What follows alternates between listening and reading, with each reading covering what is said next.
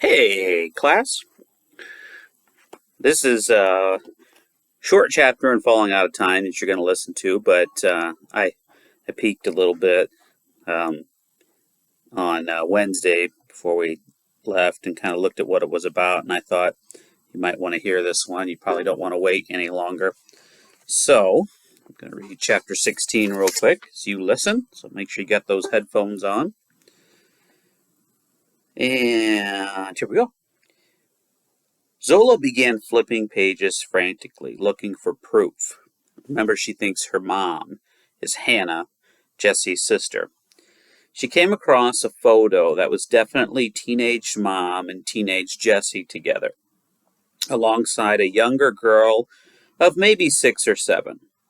All these girls seemed to be in clothes from the 1990s, not the 1800s. T-shirts, shorts, strappy sandals. Jesse's younger sister, Katie, was one of the kids who got sick with diphtheria, Zola remembered. The book said Katie was the one Jesse thought about the most when she left her village for help. So, did this picture prove that Katie at least had survived? Zola felt a burst of happiness at that thought, but she also felt annoyed that Mom, or whoever had written the paper labels for some of the pictures, hadn't attached names to this particular photo. It was so frustrating to have to search for answers. She wished she could just open the door of the Instacloset and shout out to Siri Lex, or even Mom, "Is this a picture of 3 sisters? If not, how are Mom and Jesse and Katie Kaiser related? Where are Jesse and Katie Kaiser now? Why have I never met them?" And that was only the beginning of Zola's questions. She kept turning pages. But Zola wasn't used to the weird system of a physical book with paper and plastic. Pages that had to be painstakingly lifted and moved and placed by hand.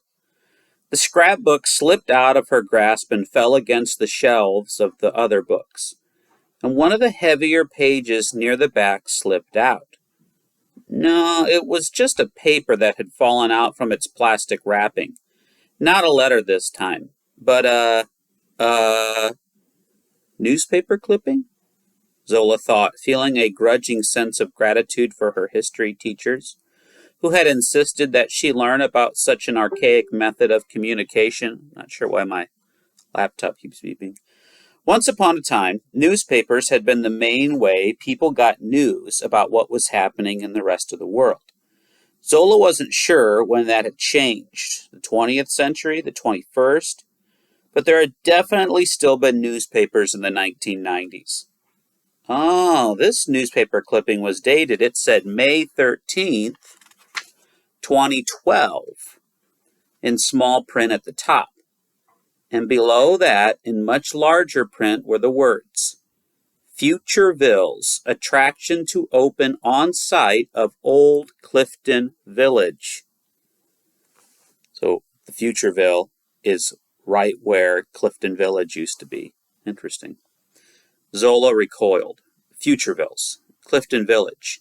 So where I'm living right now, it's the site of the very village that Jesse Kaiser escaped?